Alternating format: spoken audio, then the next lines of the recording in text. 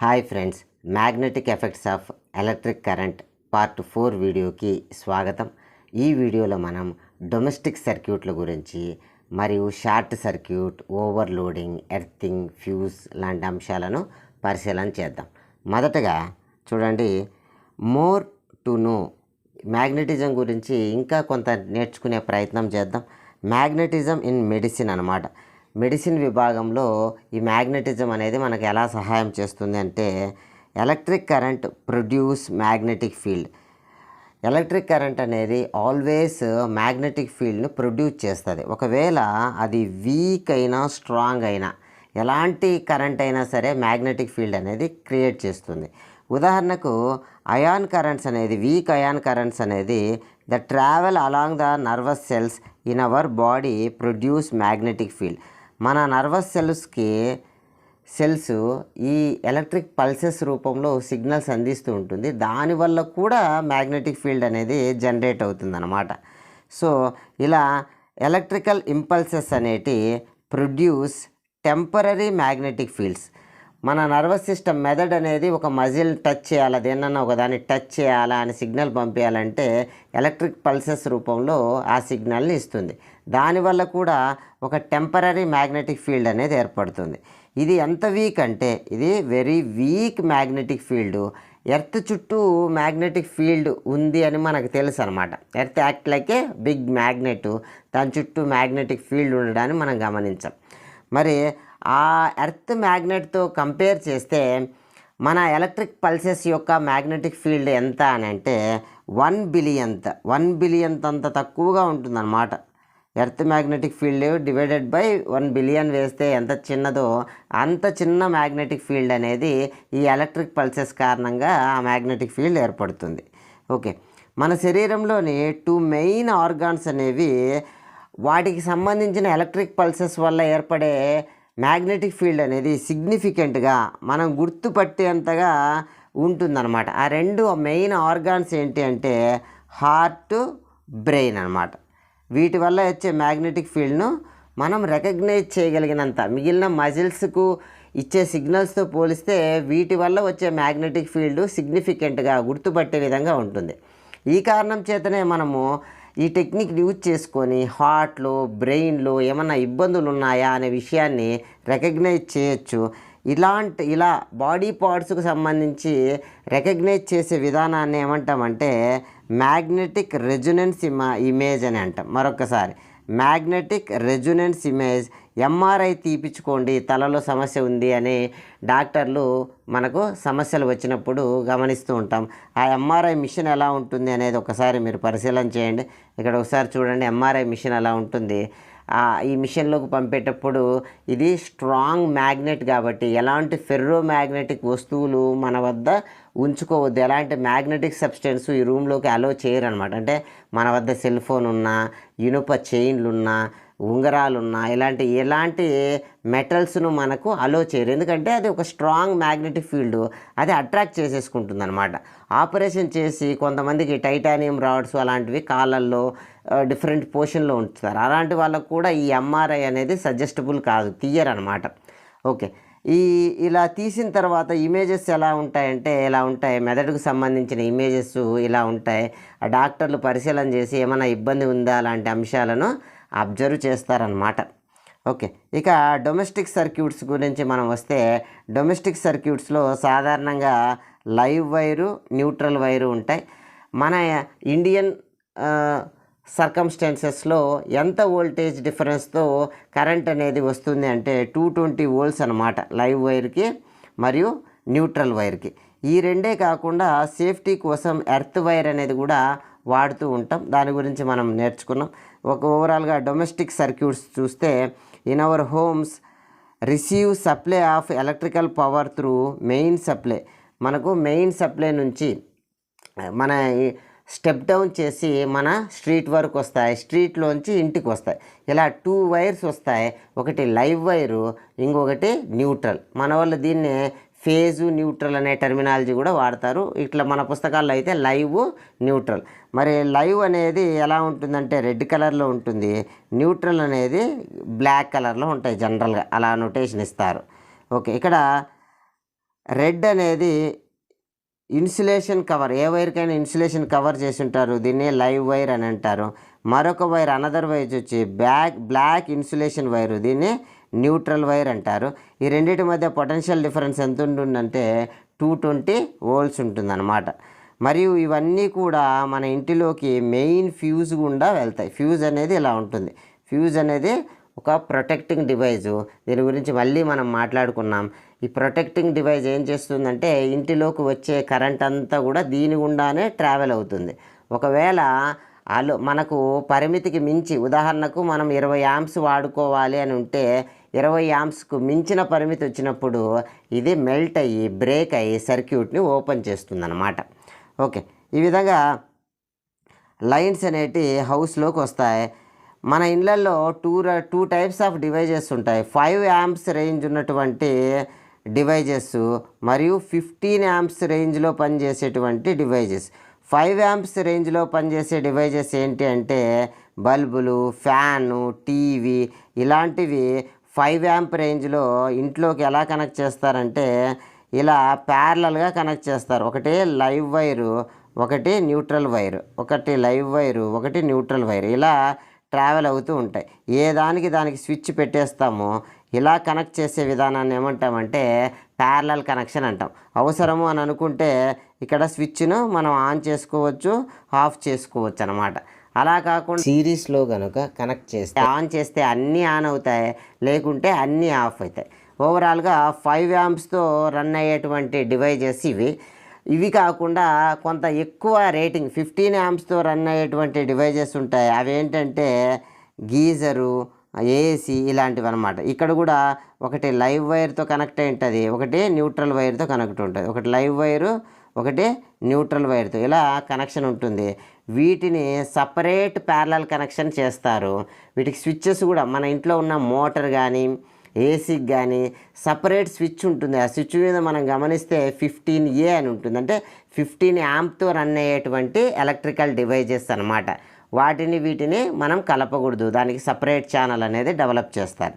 So ఈ రెండే కాకుండా మనకు గమనిస్తే ఇలా ఎక్కువ రేంజ్ ఉన్నవి వాడే సమయంలో మనము ఇలాంటి ప్లగ్గుల్ని వాడతాం. ఈ ప్లగ్గుల్లో ముందు వైపున చూడండి, ఒక పెద్ద రాడ్ పెద్దదిగా ఉంటుంది. ఈ రాడ్ని ఏం చేస్తామంటే ఒక ఎర్తింగ్ చేస్తాం. ఇది ఒక ఎర్త్ వైర్. ఎందుకు ఇలా చేస్తాము అని అంటే ఏసీలు కానీ, ఫ్రిడ్జెస్ కానీ, గీజర్లు కానీ ఇవన్నీ కూడా మెటల్ బాడీ ఉంటాయి. పొరపాటుతో ఎలక్ట్రికల్ కరెంట్ యొక్క లీకేజ్ ఏమైనా ఉంటే చూడండి, ఇక్కడ గమనిస్తే మనకు ఇది లైవ్ వైరు, ఇది న్యూట్రల్ వైర్. ఈ రెండు కూడా ప్రతిదానికి ఈ రెండింటి మధ్య పొటెన్షియల్ డిఫరెన్స్ 220 ఉంది. ఇది ఎలక్ట్రికల్ డివైజెస్కు ఇలా కనెక్ట్ అయి ఉంటాయి. ఇన్ కేస్ ఏదైనా లీకేజ్ ఉంది అని అనుకుంటే మనం జనరల్గా ఇంటికి ఎర్తింగ్ చేయించుకుంటూ ఉంటాం. ఈ ఎర్త్ వైర్ అనేది జనరల్గా గ్రీన్ కలర్లో ఉంటుందన్నమాట. ఈ గ్రీన్ కలర్లో ఉండేది ఏం చేస్తామంటే బాగా డీప్ లోతులో ఒక మెటల్ తీసుకొని ఆ మెటల్ని డీప్ లోతులో కాంటాక్ట్ చేసి లోపల తూగి బూడుస్తాం. దాని చుట్టూ ఉప్పు అవి వేస్తాం. ఎందుకని ఈజీగా ఎర్తింగ్ అయిపోవాలా. ఈ లీకేజ్ ఉన్నటువంటి ఏదైనా ఒక ఇన్ కేస్ లీకేజ్ కానీ వస్తే ల్యాప్టాప్లు అలా ఎర్తింగ్ చేయని ఇళ్ళల్లో కంప్యూటర్లు, ల్యాప్టాప్లు కూడా టచ్ చేస్తే ఒక రకమైన స్మాల్ షాక్ అనేది ఎక్స్పీరియన్స్ అవుతూ ఉంటాం. ఇలా స్మాల్ షాక్ కొట్టకూడదు అంటే ఇంటికి ఎర్తింగ్ చేయించుకోవడం అనేది చాలా ప్రొటెక్టింగ్ అన్నమాట. ఇలా డీప్గా డిగ్ చేసి ఇంటి పరిసరాల్లో ఎక్కడో చోట మనం ఒక కాపర్ రాడ్ నట్టాడు దాన్ని మనం చేస్తాము. వాటి ఎర్తింగ్ కనెక్షన్ ఈ విధంగా ఉంటుంది. ఇక్కడ చూపినట్టు ఎర్తింగ్ కనెక్షన్ ఉంటుందన్నమాట. ఓకే, ఇది ఎందుకు చేస్తామంటే leakage of current through the ground, ఇది గ్రౌండ్కి వెళ్ళిపోతుంది అనమాట మనకు షాక్ లేకుండా. So it is a safety measure, ఒక రక్షణ పరికరం లాంటిది అనమాట. ఎలాంటి వాటికి మెటాలిక్ బాడీ ఉండి ఎక్కువ కరెంట్ కన్జ్యూమ్ చేసేటువంటి అంటే 15A రేంజ్ ఉన్నటువంటివి జనరల్గా ఇలా షాక్కి మనకి ఇస్తూ ఉంటాయి. ఎగ్జాంపుల్కి ఎలక్ట్రిక్ ప్రెస్ కానీ, టోస్టర్ అంటే బ్రెడ్ను మనకు కాంచేటి, తర్వాత టేబుల్ ఫ్యాన్, రెఫ్రిజిరేటర్ ఇలాంటి మెటాలిక్ బాడీ ఉన్నవి ఎలక్ట్రిక్ కరెంట్ లీకేజ్ ఉన్న సందర్భంలో మనకు షాక్ తగలకుండా ఉండాలంటే ఎర్తింగ్ అనేది చేయాలి. ఇది ఇలా ఉండడం వల్ల మనకి ఏంటి లాభము అంటే ఆ లీకేజ్ ఉన్నప్పుడు ఫస్ట్ కాంటాక్ట్ ఎవరితో వస్తుందంటే ఈ ఎర్త్ ఉన్నటువంటి దాంతో వస్తుంది. మరియు ఇది మొత్తం బయటికి తీసేటప్పుడు కూడా లాస్ట్లో ఎవరు బయటకు వస్తారంటే ఇది బయటకు వస్తుంది. అంటే ఫస్ట్ నుంచి చివరి వరకు మనల్ని రక్షించేటువంటి ఎర్త్ వైర్ అనేది కాంటాక్ట్లో ఉంటుంది. ఈ న్యూట్రల్ ఫేజ్ కనెక్ట్ కాకతలకి ఇది కనెక్ట్ అవుతుంది. ఈ న్యూట్రల్ ఫేజ్ బయటకు వచ్చేంత వరకు ఇది రాదు. So it's a protecting device. మరియు మనకి ఇలా స్విచ్లో ఉంచాలి అని అంటే ఇన్ కేస్ 2 ఉన్నాయి అని అనుకుంటే, లేదు 3 ఉన్నాయి మనం ఎలా కావాలంటే అలా స్లాట్ పెట్టుకోవచ్చు అని అనుకుంటే రాంగ్ ఓరియంటేషన్లో పెట్టినప్పుడు మనకు హ్యూజ్ ప్రాబ్లం అనేది క్రియేట్ అయ్యేదానికి ఛాన్స్ ఉంది. కాబట్టి దాని సైజు కొంచెం పెద్దదిగా ఇచ్చినారు. కాబట్టి మనం ప్రాపర్గా ఇన్సర్ట్ చేస్తాం. ఆ ఓరియంటేషన్లోనే మనం ఇన్సర్ట్ చేస్తాం. కాబట్టి వేరే ఓరియంటేషన్లో అది ఇన్సర్ట్ కాదు. కాబట్టి న్యూట్రల్ వైర్ కనెక్ట్ అయ్యే విధంగానే మనం కాంటాక్ట్ చేస్తాం. అందుకనే దాని సైజు కాస్త పెద్దదిగా, లావుగా ఇవ్వడం, పొడుగ్గా ఇవ్వడం అనేది జరిగింది. పొడుగ్గా ఇవ్వడం అనేది ఫస్ట్ కాంటాక్ట్ లాస్ట్ కాంటాక్ట్ వరకు లావుగా సపరేట్ సైజ్ ఇవ్వడం అనేది ఓరియంటేషన్ సెట్ చేయడం కోసం. ఈ విధంగా దాని ఉపయోగాలు మనకి ఇవ్వడం జరిగిందనమాట. Next connect the earth wire ఎలా ఉంటుందంటే లో రెసిస్టెన్స్, అంటే ఈజీగా కరెంట్ అనేది దాని గుండా పాస్ అయ్యే విధంగా ఉంటుంది. ఓకే. మరియు ఎనీ బాడీ, ఏదైనా ఒక బాడీ లీకేజ్ ఆఫ్ కరెంట్ అనేది మెటాలిక్ బాడీ నుండి ఈజీగా వెళ్ళడానికి potential difference to the earth serve the electrical shock, not get a serve the electrical shock అనమాట. ఇది పొటెన్షియల్ డిఫరెన్స్ 0 ఉంటుంది. 220 volts అది 0. కాబట్టి అలా ఎర్తింగ్ అయిపోతుంది. ఎర్త్ అనేది ఒక పెద్ద సింక్, ఎంత కరెంట్ అయినా తనలోకి తీసుకోగలదు. కాబట్టి ఈజీగా ఈ ఎక్సెస్ ఆఫ్ లీకేజ్ కరెంట్ అనేది దాని గుండా వెళ్ళిపోతుంది. సో ఈ టాపిక్కి సంబంధించి కొన్ని ప్రశ్నలను మనము తెలుసుకునే ప్రయత్నం చేద్దాం. In our country the potential difference between live wire and neutral wire, live వైర్కి న్యూట్రల్ వైర్కి పొటెన్షియల్ డిఫరెన్స్ ఎంత అని అడుగుతున్నారు. ఇక్కడ ఆప్షన్స్ గమనిస్తే 420 volts, 220 volts, 100 volts, 0 volts. సరైన సమాధానాన్ని కామెంట్ రూపంలో తెలియజేయగలరు. మరి నెక్స్ట్ క్వశ్చన్ను మనం అబ్జర్వ్ చేద్దాం. Electric current always produce, electric current అనేది ఏదైనా ఒక వైర్లో కరెంట్ వెళ్తుందంటే ఏం ప్రొడ్యూస్ అవుతుంది? థర్మల్ ఫీల్డ్ ప్రొడ్యూస్ అవుతుందా, మ్యాగ్నెటిక్ ఫీల్డ్ అనేది ప్రొడ్యూస్ అవుతుందా, సౌండ్ ఫీల్డ్ అనేది ప్రొడ్యూస్ అవుతుందా, నన్ ఆఫ్ ద అబౌవ్నా? సరైన సమాధానాన్ని కామెంట్ రూపంలో తెలియజేయగలరు. మరి నెక్స్ట్ క్వశ్చన్ మనం పరిశీలన చేద్దాం.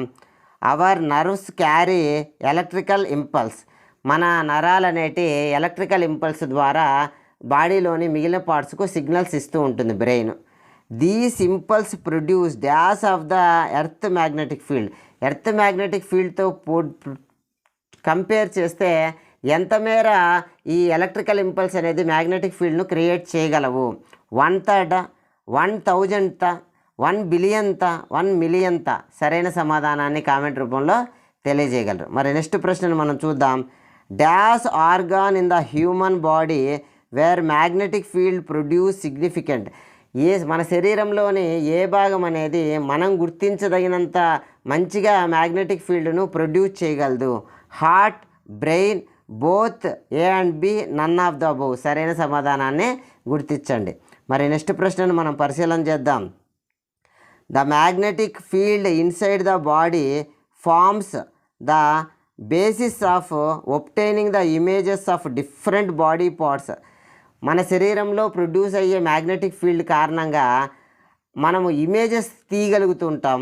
ఆ ఇమేజెస్ని ఏమంటాం? This is done using the technique is called. ఇలా ఇమేజ్ తీసే టెక్నిక్ని ఏమంటాం? ఎంఆర్ఐ అంటామా, ఈసీఈ అంటామా, ఈఈజీ అంటామా, నన్ ఆఫ్ ద అబోవ్? సరైన సమాధానాన్ని గుర్తించండి. మరి నెక్స్ట్ క్వశ్చన్ మనం పరిశీలన చేద్దాం. Which of the following device is 15 ampere current rating appliance? మనం నేర్చుకున్నాం కొన్ని 5 amp కరెంట్ రేటింగ్తో పనిచేస్తూ ఉంటే కొన్ని 15 amp కరెంట్ రేటింగ్తో పనిచేస్తున్నాయని. ఇక్కడ ప్రశ్న ఏంటంటే 15 amp రేటింగ్ ఉన్నటువంటి డివైస్ ఏంటి? ఫ్యానా, బల్బా, టీవీనా, గీజరా? సరైన సమాధానాన్ని గుర్తించండి. మరి నెక్స్ట్ ప్రశ్నను మనం పరిశీలన చేద్దాం. ఓ ప్లగ్ తీసుకోవడం జరిగింది. అందులో red wire, black wire, green wire ఉంది. మరి ఈ గ్రీన్ వైరు దేన్ని ఇండికేట్ చేస్తుంది? ఈ గ్రీన్ వైర్ అనేది లైవ్ వైర్ని ఇండికేట్ చేస్తుందా, న్యూట్రల్ వైర్ని ఇండికేట్ చేస్తుందా, ఎర్త్ వైర్ని ఇండికేట్ చేస్తుందా, స్కై వైర్ని ఇండికేట్ చేస్తుందా? సరైన సమాధానాన్ని గుర్తించండి. మరి నెక్స్ట్ ప్రశ్నను మనం పరిశీలన చేద్దాం. Earth wire usually connected to, earth wire అనేది సాధారణంగా దేనికి కనెక్ట్ అయి ఉంటుంది? A metal plate deep in the earth, ఒక మెటల్ ప్లేట్ తీసుకొని భూమికి లోతుగా మనం తొగి ఉంచుతామా? A wooden plate deep in the earth, a plastic plate deep in the earth, a metal plate hang on the top of the house? సరైన సమాధానాన్ని గుర్తించండి. నెక్స్ట్ క్వశ్చన్ మనం పరిశీలన చేద్దాం. Dash is used as A safety measure of electrical appliance with metallic body. Metallic body ఉన్నటువంటి వాటిలో ఈ current leakage నుంచి మనకు సేఫ్టీ డివైస్ ఏంటి, సేఫ్టీ విషయం ఏంటి? లైవ్ వైరా, న్యూట్రల్ వైరా, ఎర్త్ వైరా, స్కై వైరా? సరైన సమాధానాన్ని గుర్తించండి. మరి నెక్స్ట్ ప్రశ్నను మనం పరిశీలన చేద్దాం. Which of the following true about the earth wire? Earth వైర్కి సంబంధించి క్రింది వాటిలో ఏది నిజము? ఇది ఒక సేఫ్టీ మెజరా, ఇది ఒక లో రెసిస్టింగ్ కండక్టింగ్ వైరా, protecting from the electrical shock, all the అబౌనా? సరైన సమాధానాన్ని గుర్తించండి. ఓకే, నెక్స్ట్ ఈ స్కిమాటిక్ డయాగ్రామ్ అనేది కామన్ డొమెస్టిక్ సర్క్యూట్లను ఇండికేట్ చేస్తుందన్నమాట. ఓకే, ఇక్కడ live wire, neutral wire, earthing కలవు. ఓకే, కామన్ డొమెస్టిక్ సర్క్యూట్లో సపరేట్ సర్క్యూట్లను మనం తీసుకుంటాం. 5 amps మరియు 15 amps అనమాట. ఇక్కడ లైవ్ వైర్ ఉంటుంది, న్యూట్రల్ వైర్ ఉంటుంది. ఈ రెండింటి మధ్యలో ఎలక్ట్రికల్ అప్లయన్స్ను మనం కనెక్ట్ చేస్తాం. ఒకటి లైవ్ వైర్ అయితే ఒకటి న్యూట్రల్ వైరు. వీటి మధ్యలో మనము ఎలక్ట్రికల్ అప్లయన్స్ను కనెక్ట్ చేస్తూ ఉంటాం అన్నమాట. ఓకే, టీవీ అలా. అయితే వీటికి స్విచ్చెస్ మనము ఏర్పాటు చేసుకోవచ్చు. ఇలా ప్యారలల్గా కనెక్ట్ చేస్తే అయితే మనం ఏం చేయొచ్చు, వీటికి స్విచ్చెస్ ఏర్పాటు చేసుకోవచ్చు. స్విచ్ ఆన్ చేస్తేనే పలానా ఎలక్ట్రికల్ అప్లయన్స్ కనెక్ట్ అవుతుంది. ఇలా కనెక్ట్ చేసే విధానాన్ని ఏమంటామంటే ప్యారలల్ కనెక్షన్ అని అంటాం. అలా కాకుండా వరుసగా ఫ్యాను, తర్వాత టీవీ, తర్వాత ఫ్రిడ్జ్ ఇలా కనెక్ట్ చేసి ఒకటే స్విచ్ పెట్టుకున్నాం అనుకోండి, ఆన్ చేసిన వెంటనే అన్నీ ఆన్ అవుతాయి, ఆఫ్ చేస్తే అన్నీ ఆఫ్ అవుతాయి. కాబట్టి అది ఇలా కనెక్ట్ చేస్తే సిరీస్లో మనం కనెక్ట్ చేయమన్నమాట. ఎలా కనెక్ట్ చేసుకుంటాం? ప్యారలల్గా కనెక్ట్ చేసుకుంటాం. కావాల్సినప్పుడు ఆన్ చేసుకుంటాం, లేకుంటే లేదనమాట. అన్ని ఎలక్ట్రికల్ అప్లయన్స్కి ఈక్వల్ పొటెన్షియల్ డిఫరెన్స్ ఉంటుంది. దాని వాల్యూ 220 volts అన్నమాట. మన గృహ అవసరాల కోసం మన దేశంలో నిర్ణయించుకున్నటువంటి పొటెన్షియల్ డిఫరెన్స్ 220. దీనికి తగినట్టుగానే మన ఎలక్ట్రికల్ అప్లయన్స్ అన్నీ కూడా తయారు చేయడం జరుగుతుంది.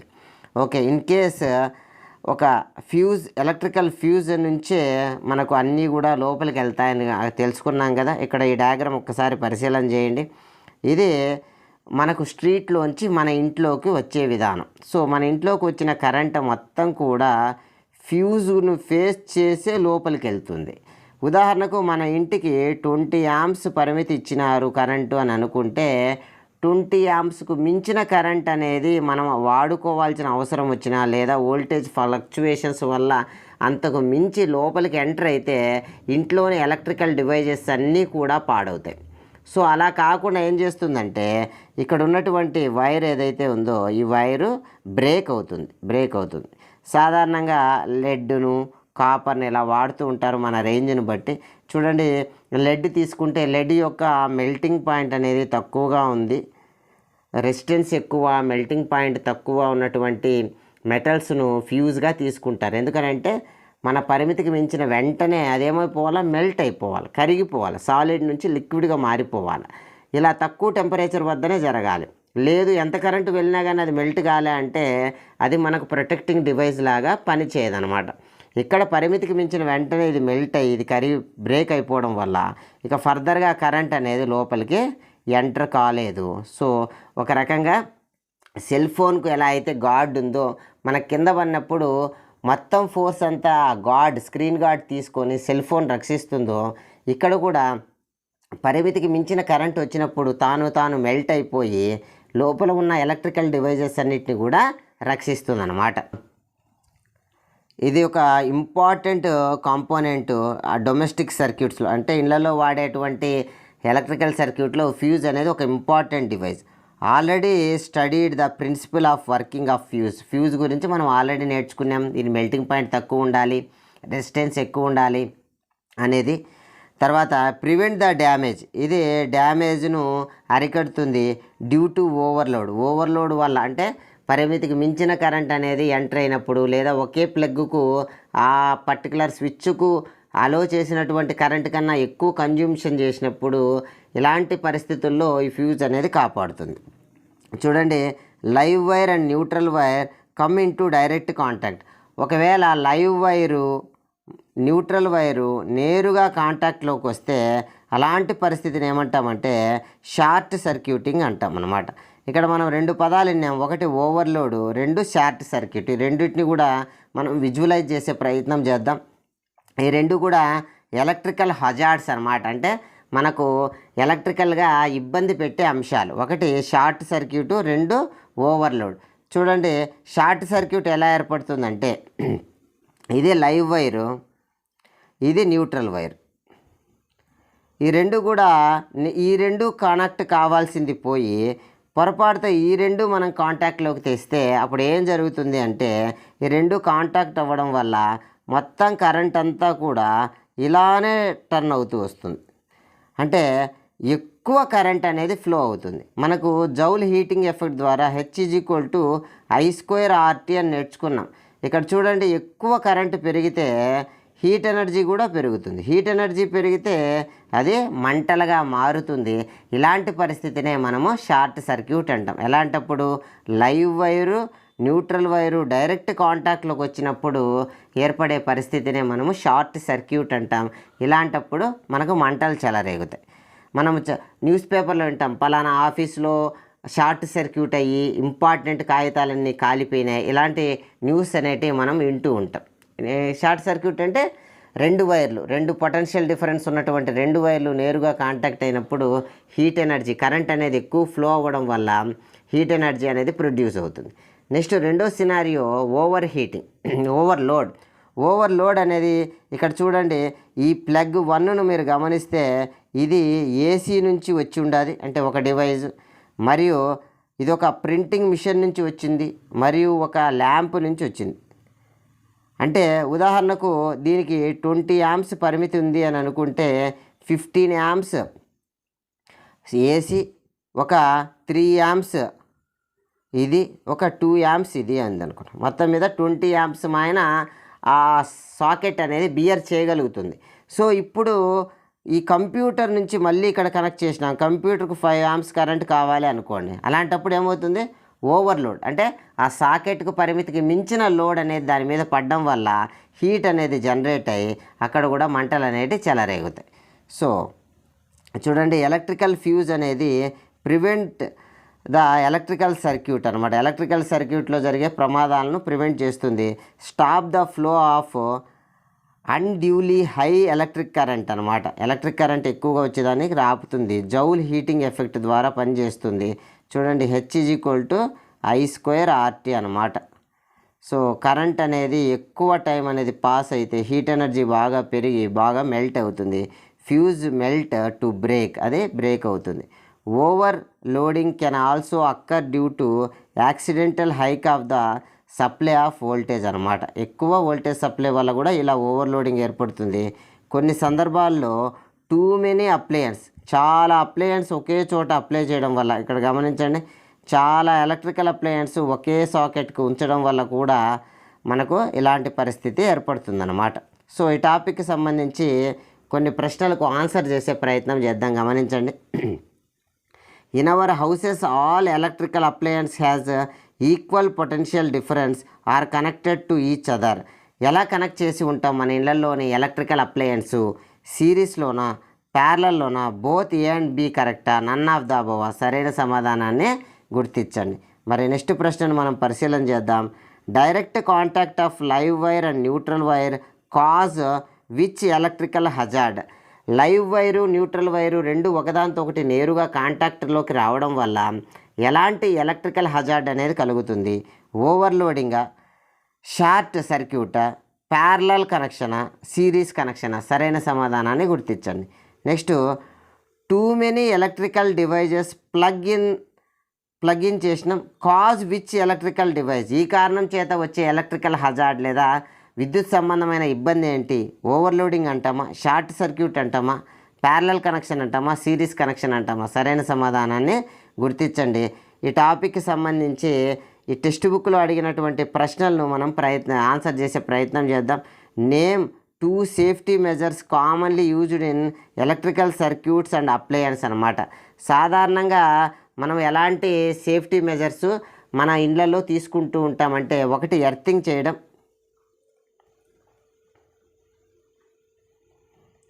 ఎర్తింగ్ చేపిస్తూ ఉంటాం.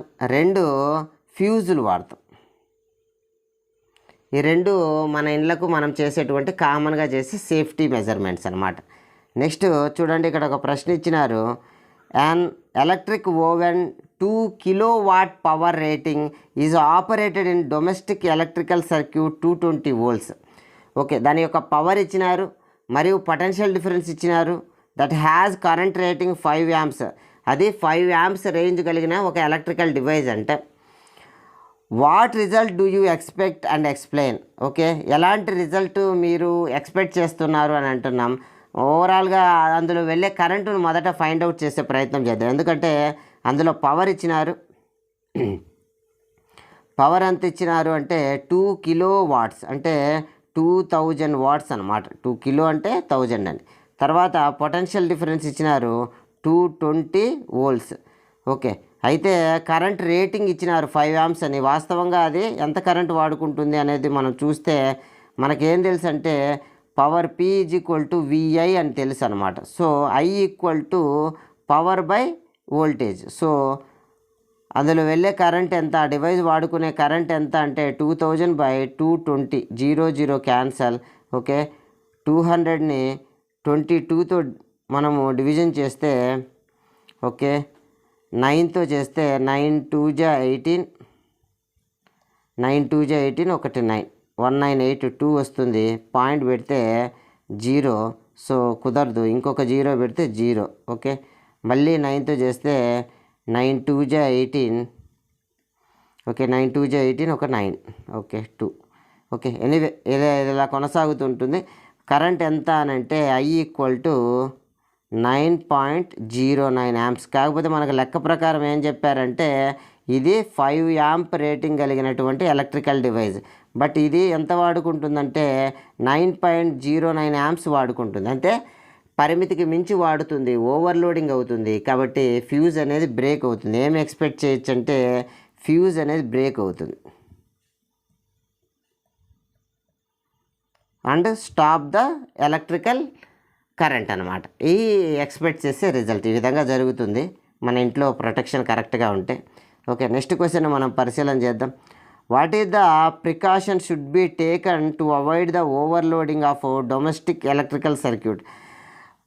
ప్రివెంట్ చేయాలంటే ఏం చేయాలి అంటే మనము ఒకే సాకెట్కి పరిమితికి మించి ఓవర్ ప్లగ్ ఇన్ అనేది చేయకూడదు. ఇది మన చేతుల్లో ఉన్నది. వోల్టేజ్ ఫ్లక్చువేషన్స్ రావడం వల్ల ఎక్కువ కరెంటు, బయట మెరుపులు లాంటివి వచ్చినాయి, అలాంటప్పుడు ఎక్కువ కరెంట్ ఇంట్లోకి పాస్ అవుతుంది. అలాంటప్పుడు fuse will take the action అనమాట. ఫ్యూజ్ అనేది మనల్ని కాపాడుతుంది. మనం ఒకే సాకెట్లో ఎక్కువ ప్లగ్ ఇన్ చేయడం అనేది మనం సెల్ఫ్గా మనల్ని మనం కాపాడుకోవాల్సిన అంశం. సో అట్లా ప్రికాషన్స్ ఏం తీసుకోవాలంటే ఒకే సాకెట్కి ఎక్కువ ఇన్సర్ట్ చేయకూడదు. ఓకే, ఎనీవే ఈ వీడియో ఇంతటితో సమాప్తం. ఓవరాల్గా ఈ టెక్స్ట్ బుక్లోని అన్ని చాప్టర్లు కూడా మనం కవర్ చేయడం జరిగింది. నెక్స్ట్ మరొక అంశంతో మళ్ళీ మీ ముందు ఉంటాం. Thank you, one and all.